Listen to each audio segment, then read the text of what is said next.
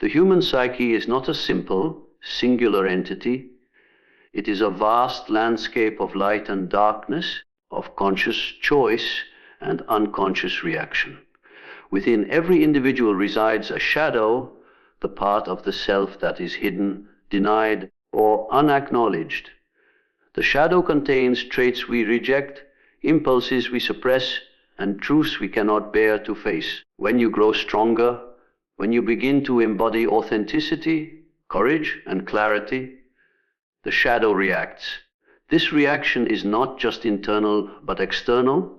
For those around you carry their own shadows, and when confronted with your light, their unhealed darkness begins to stir.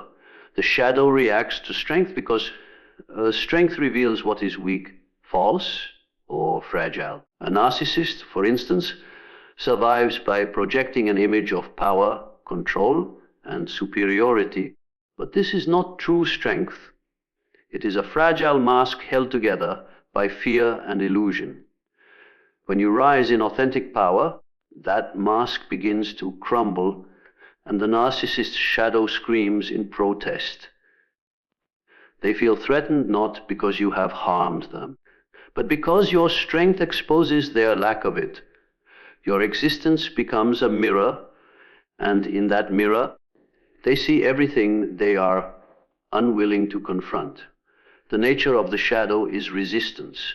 It does not surrender quietly. When faced with strength, it retaliates with projection. The narcissist might accuse you of arrogance when you are simply confident, or selfishness when you are merely setting boundaries. Their shadow cannot accept that your strength is genuine, so it twists perception in order to protect itself. In this way, the shadow wages war not with truth, but with distortion. And the stronger you become, the more violent the distortion appears, because your growth cornered the shadow into survival mode. But the shadow's reaction is not always external aggression. Sometimes it manifests as subtle sabotage. Imagine you begin to rise above manipulation. You no longer react emotionally. You no longer explain yourself endlessly. You no longer bend to appease false authority. In that moment, the narcissist's shadow shifts tactics. They may retreat into silence, withdrawal, or victimhood.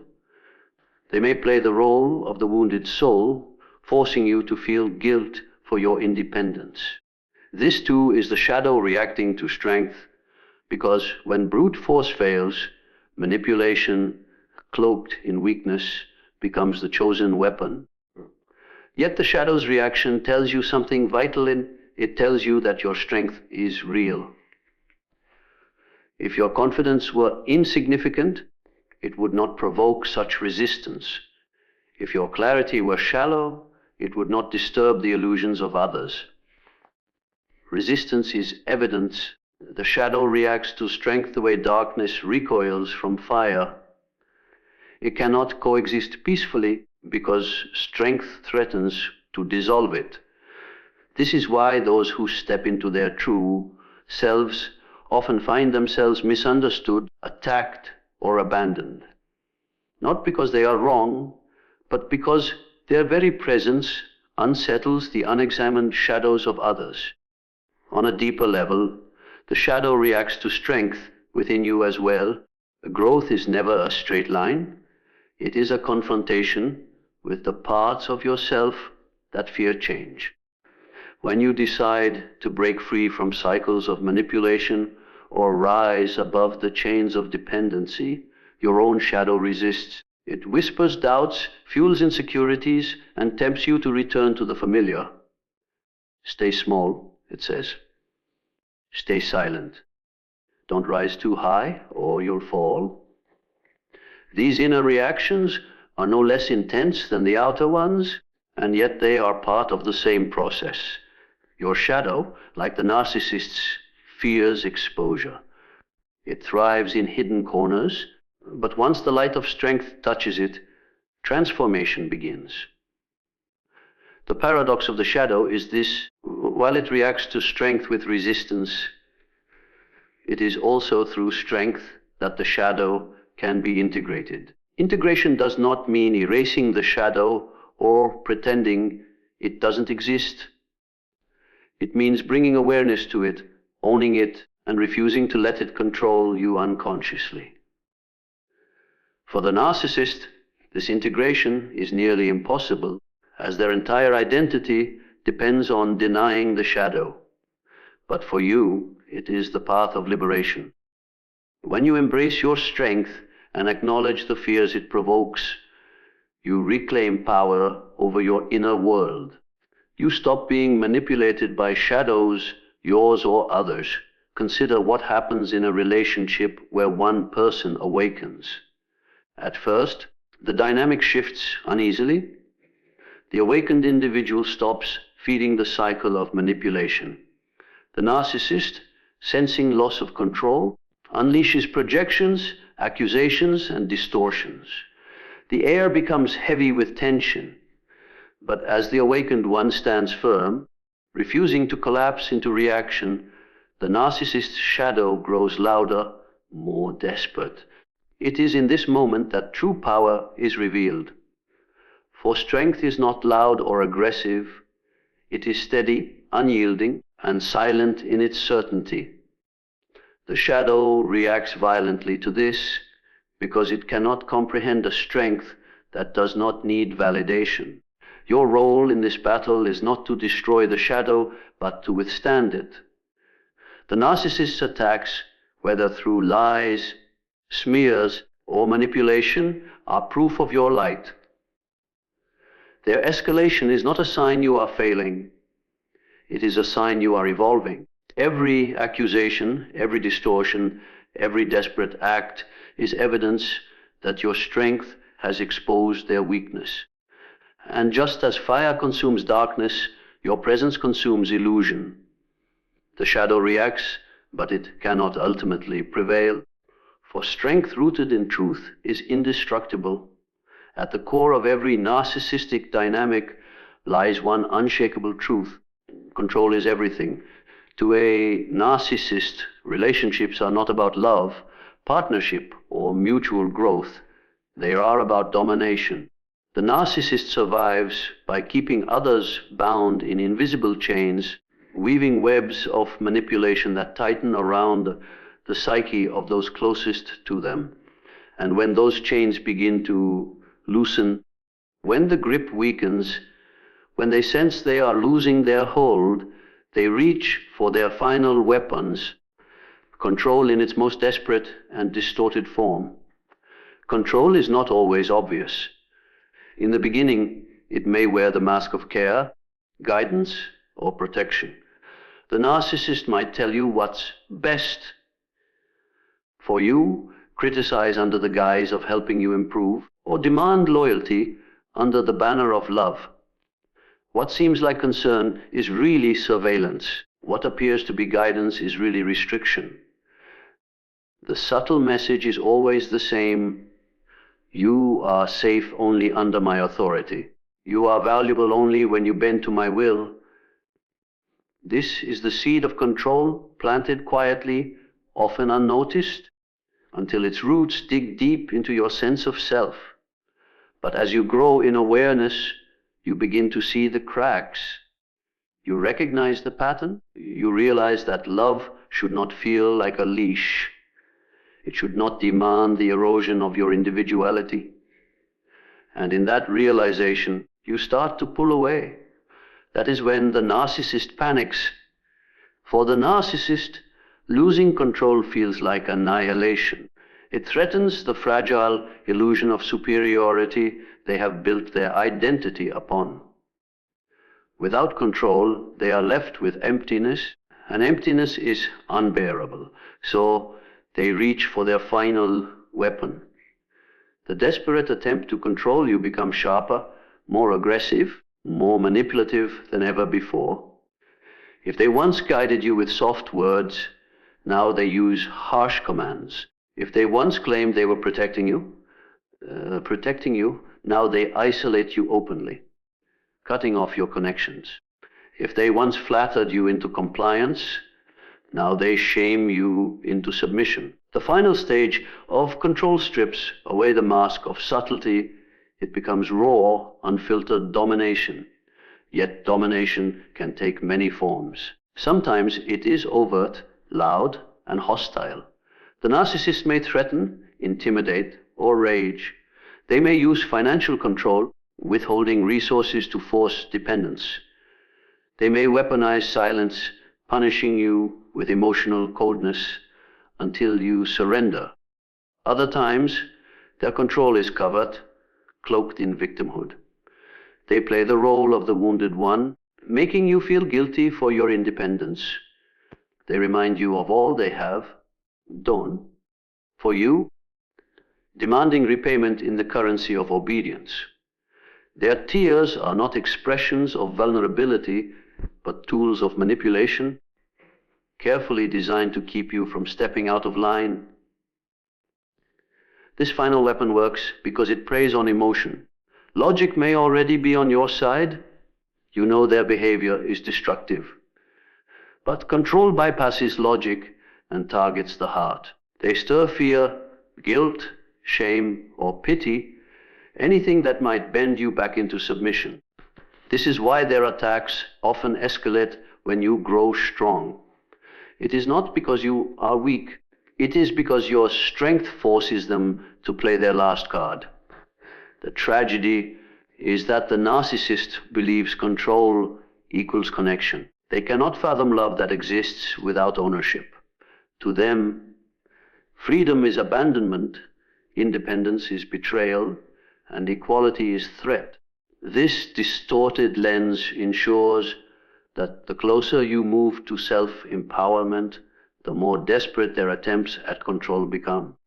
Their goal is not harmony but domination, not understanding but obedience. Control is their oxygen, and without it, they feel as though they cannot survive. But within this dynamic lies a hidden truth. Their reliance on control is also their greatest weakness. The very fact that they must control you reveals how fragile their inner world truly is. True strength does not need to dominate, it inspires. True love does not chain, it liberates. A narcissist's obsession with control exposes the emptiness within, the terror of being powerless, the inability to exist without feeding on the energy of others. Their final weapon may seem powerful, but it is born out of desperation, not mastery. When you resist control, when you refuse to bend to intimidation or guilt, the narcissist's strategy begins to collapse. They may rage louder, cry harder, or push boundaries more aggressively, but each escalation signals decline. Their tactics reveal the hollowness of their power. And though their control may wound, though their words may sting, it is in this stage that your awareness becomes unshakable. You begin to see clearly that their control is not a reflection of your weakness, but of their fear. Control is their final weapon because it is the only one they have ever known. They do not know how to nurture, how to trust, how to respect, or how to love. Stripped of control, they are left with nothing to offer. And so, when you grow strong enough to withstand their manipulations, you witness the truth in fools. Their entire identity was built not on power, but on control disguised as power. The two are not the same. True power is self-mastery, while narcissistic control is only fear disguised as dominance. Illusion is the lifeblood of the narcissist. Everything they create, every mask, every performance, every carefully crafted identity is designed to keep others believing in an image that is not real. They thrive when people react, when they pull energy from emotional chaos, when they dictate the narrative of how they are seen and understood. But illusions, no matter how convincing, cannot survive in the presence of detachment. For detachment does not fight, It does not argue. It does not seek to expose or correct. Detachment simply withdraws the very energy that sustains the illusion, and in that withdrawal, the entire structure begins to collapse. To understand why detachment is so powerful, one must first recognize how the narcissist's control operates. They rely on engagement. Whether positive or negative, it makes no difference. Praise, admiration, anger, or outrage, all of it feeds the same hunger. The narcissist does not need you to love them, they only need you to react to them. Every emotional response is fuel, proof that they hold power, proof that they can bend your inner world. Without your reaction, their dominance begins to wither. This is why detachment is the ultimate disruption of their game. Detachment is not the same as indifference. Indifference often comes from apathy or neglect. Detachment, on the other hand, is conscious choice. It is the decision to remove your energy from manipulation. It is the discipline of refusing to let their chaos dictate your inner state. Detachment says, I see you, I understand your tactics, and I will no longer play this game. To the narcissist, this is devastating because it robs them of their illusion of control. When you detach, the narcissist is confronted with something they cannot manipulate. Silence, they rage, but you do not answer. They plead, but you do not bend. They accuse, but you do not defend. To someone who thrives on drama, this silence feels unbearable. It exposes the truth that their power was never real. It only existed as long as you engaged. Detachment unmasks the narcissist not by exposing their lies to others, but by refusing to let their lies matter to you. The illusion that breaks is not only theirs, but also yours. For when entangled with a narcissist, you often believe, even subconsciously, that you owe them something. You may believe you must explain yourself, prove your worth, or rescue them from their emptiness. You may believe their accusations hold weight, or that their love is conditional upon your compliance. These beliefs form a prison, keeping you chained even when the door is wide open. Detachment breaks those chains. It reveals that you never owed them what they demanded, and that your peace was never theirs to hold hostage. In practice, detachment requires strength. It is not passive, it is active self-preservation. The narcissist will test it relentlessly, escalating their tactics when they sense their grip weakening. They may smear your name, spread lies, or attempt to turn others against you. They may swing between cruelty and charm, hoping to draw you back into the cycle. They may even act as though they have changed, presenting a false humility designed to lower your guard. But detachment recognizes all of these for what they are: strategies of survival. By refusing to engage, you force the narcissist to face a reality they cannot control. Detachment is not coldness, though it may appear that way to others. It is clarity. It is the ability to see the narcissist's behavior without being consumed by it. When you are detached, you no longer take their projections personally. Their insults lose their sting because you recognize them as reflections of their own inner turmoil. Their guilt trips lose their pull because you know the difference between responsibility and manipulation. Their flattery loses its charm because you no longer crave validation from someone who cannot give it honestly. Detachment is freedom from illusion, and freedom from illusion is freedom from control. The narcissist's illusion depends on convincing you that they are essential to your identity. They want you to believe that without them, you are incomplete, powerless, or lost. But detachment severs that illusion at its root. When you step back, you begin to rediscover who you are without their influence. You remember your worth outside of their approval. You reclaim your peace outside of their chaos. And as this self-awareness grows, the narcissist's power dwindles further. For they cannot dominate someone who no longer seeks their recognition.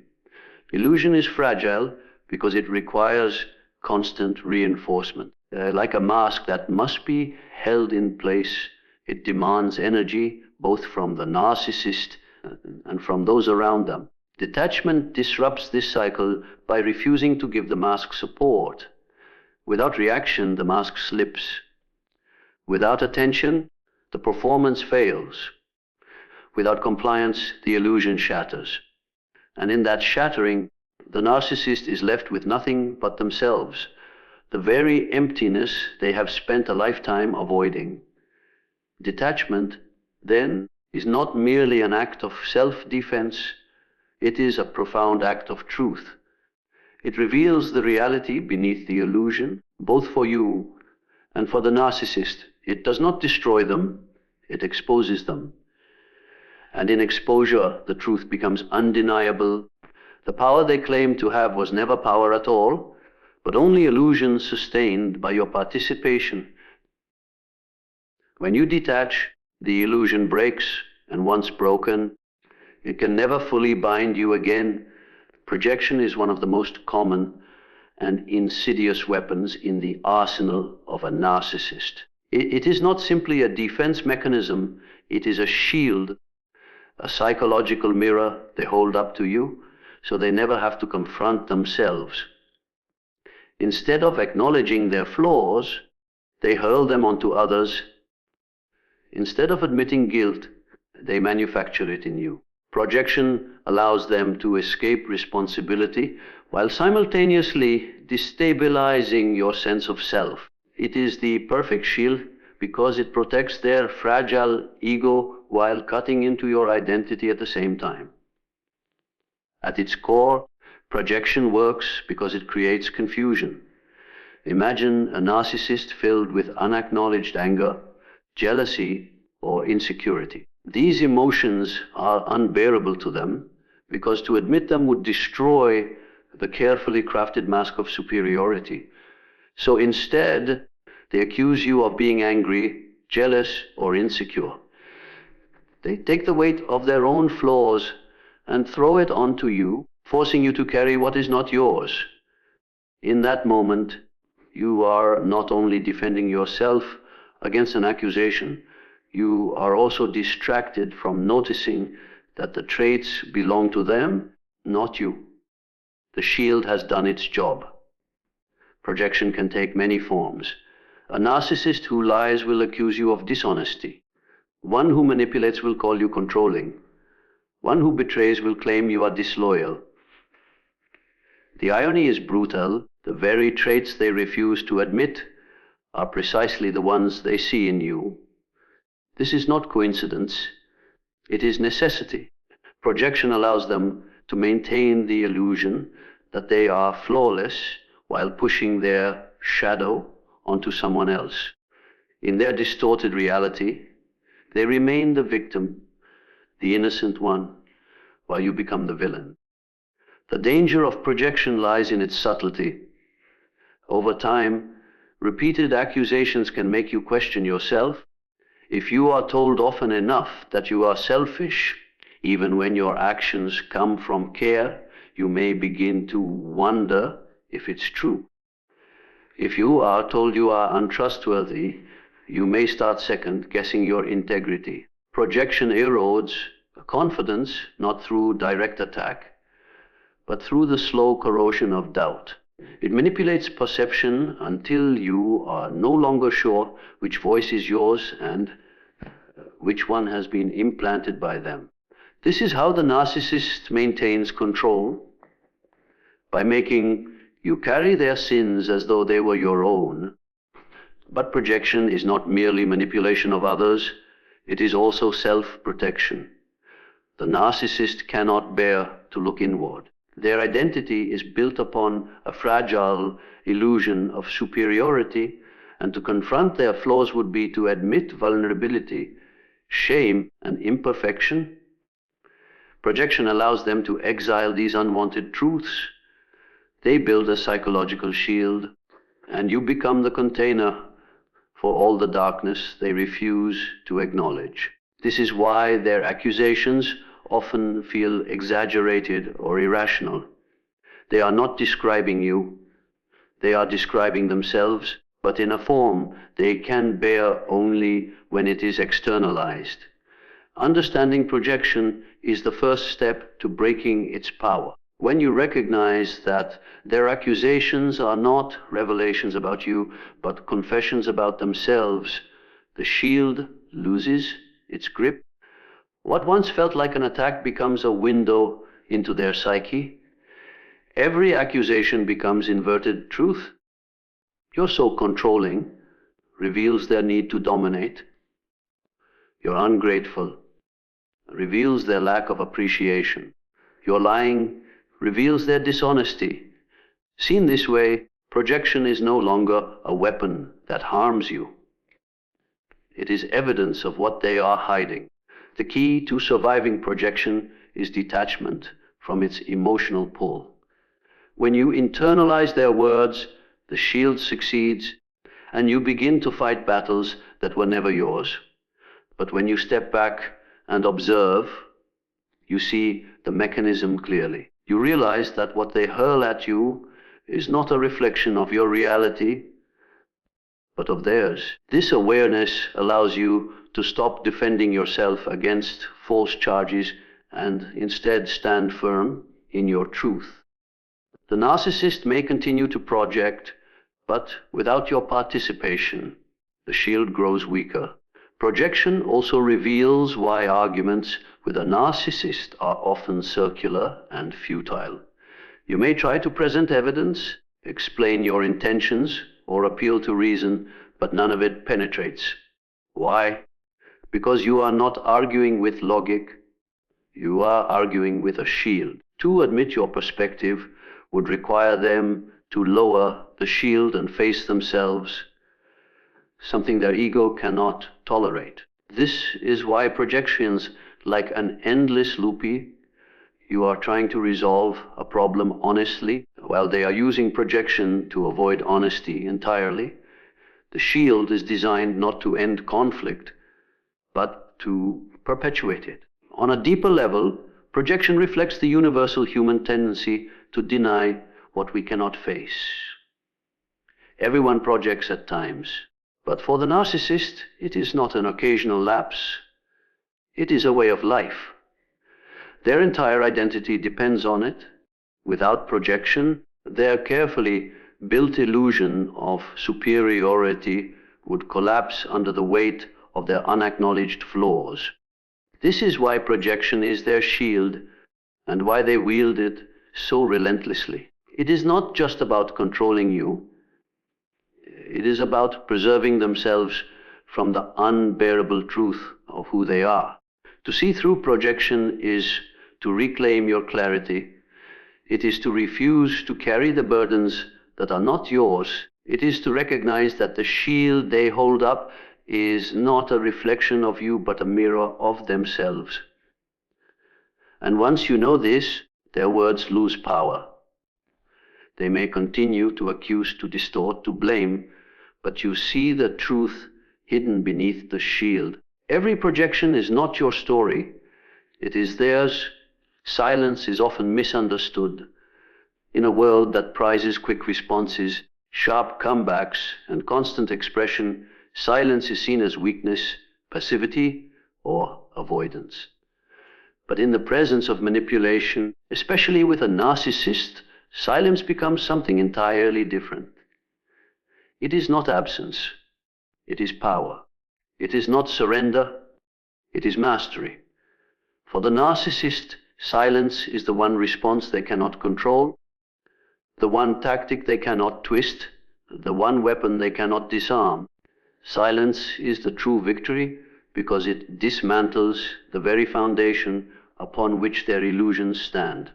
The narcissist thrives on engagement. It does not matter whether the energy you give them is admiration, anger, defense, or despair. To them, every reaction is proof of their influence, a signal that they still hold a place in your mind and emotions. They provoke arguments not to solve problems, but to keep you tethered to their chaos. They spread lies not necessarily to be believed, but to elicit your outrage. They create drama not for resolution, but for fuel. In this cycle, words become their battlefield. And the moment you step onto that battlefield, you are already playing by their rules. Silence removes the battlefield entirely. When you choose silence, you refuse to feed the fire. You deny them the reaction they crave. You strip them of the validation that their words or actions still hold weight in your world. To them, silence is unbearable. It is like speaking into a void, shouting into an empty canyon, only to hear nothing in return. The louder they scream, the more desperate they become, and yet the silence stands unbroken, revealing the emptiness of their performance. But silence is not just the absence of words. It is the presence of strength. It requires enormous discipline to stay silent when falsely accused, attacked, or provoked. Every instinct within you may scream to defend yourself, to correct the lies, to prove your innocence. This is exactly what the narcissist counts on.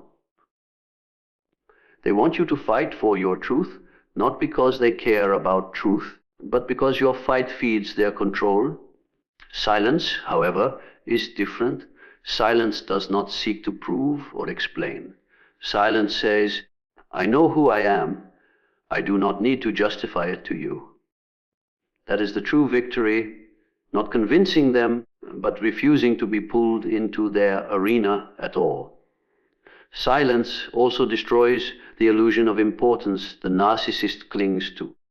When you respond with words, even if those words are angry or defensive, you confirm that they matter enough to take your energy. Silence denies them that privilege. It communicates, without speaking, that they no longer occupy space in your emotional world. Nothing unsettles them more than realizing they no longer have influence. Silence becomes the mirror that reflects their insignificance, and in that reflection, their sense of superiority begins to fracture. There is also a deeper psychological reason silence is so effective. It forces the narcissist to confront themselves. When you refuse to react, you remove their escape route. Normally, projection, blame, and manipulation serve as shields against self-awareness. But silence does not give them anything to deflect against. The void of your silence leaves them alone with their own thoughts, their own emptiness, their own shadow. This is why silence enrages them so deeply. It is not merely that they cannot control you, it is that your silence exposes them to themselves. However, silence should not be mistaken for repression. True silence is not holding in anger while seething inside. True silence is the calm recognition that no response is needed because no response will matter. It is the peace of knowing that their words do not define you, their accusations do not touch you, their noise does not enter your inner sanctuary. Silence is not biting your tongue. It is transcending the need to speak at all. In relationships with narcissists, silence can take many forms. It can be the refusal to engage in arguments designed to provoke you. It can be the decision not to respond to manipulative messages. It can be the calm withdrawal from smear campaigns where you allow the truth to reveal itself over time rather than frantically defending yourself. In each case, silence communicates a powerful message. I am no longer available for your games. This message is far louder than any words you could ever speak. Silence is also victory because it preserves your energy. Words are costly, especially when wasted on someone who cannot hear them. Every argument drains you, every defense exhausts you, every explanation steals your peace. Silence, however, conserves that energy. It redirects it inward toward healing, growth, and clarity. Instead of scattering your power across endless battles, silence gathers it, concentrates it, and anchors it within you. That is why silence feels like strength. It is energy reclaimed, energy protected. Ultimately, silence does not mean passivity in life. It does not mean tolerating abuse or ignoring injustice. It means choosing when and where your voice is worthy of being used. It means recognizing that some battles are not won by louder words, but by quieter strength. Silence in the face of manipulation is not avoidance, it is transcendence. It rises above the game entirely, leaving the narcissist trapped in the chaos they created, while you stand outside it, untouched. Silence is the true victory, because it ends the cycle without playing the game. It is the final act of freedom, the refusal to give energy where it will only be consumed and wasted. It is the proof that you have broken their hold, not by defeating them in argument, but by making their need for argument irrelevant. Silence, steady and unshaken, is the unspoken declaration that their power has ended